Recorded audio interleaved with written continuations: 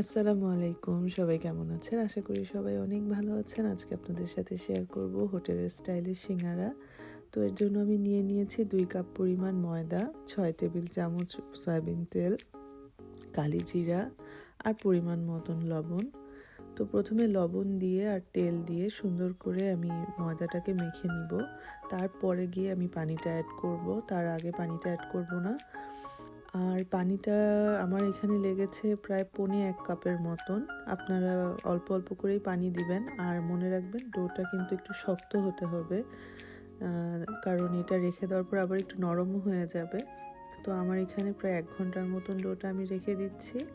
আরেকটা হাঁড়িতে আমি 2টা মিডিয়াম সাইজের খোসা সহ আলু সিদ্ধ দিয়ে দিয়েছি, এবং অবশ্যই খোসাটাকে রেখে দিবেন। দেখবেন হোটেলগুলোতে কিন্তু খোসা থাকে আলুর। তো তারপর এখন এই যে ছোট ছোট করে সিদ্ধ করার পরে কেটে নিয়েছি।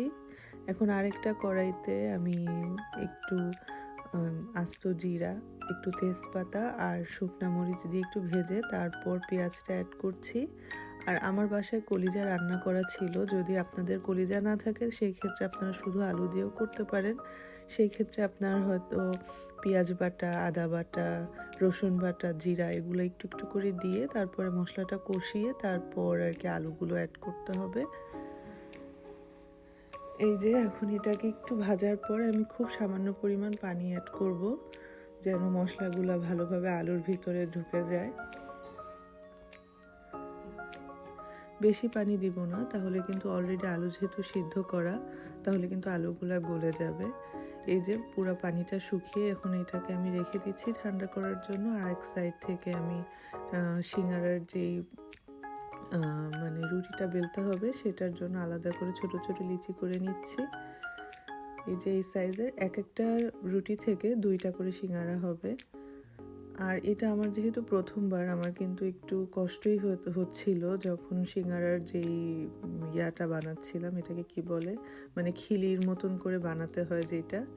তো যেহেতু প্রথমবার বানাচ্ছি এই কারণে একটু সমস্যা হয়েছিল। তারপরে কিন্তু যখন 2-1টা বানানোর পরে আমার সমস্যাটা আর হয়নি, তখন আর কি ঠিক হয়ে গেছে। তো আপনাদের ক্ষেত্রেও যদি আপনারা প্রথমবার বানান তো একটু প্রবলেম হবে, কিন্তু করতে করতে দেখবেন একদম ইজি কিন্তু।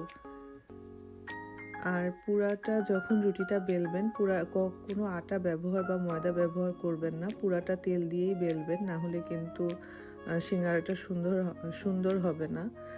আর সিঙ্গারার ভিতরে আসলে মানে একটু ড্রাই হয়ে যাবে।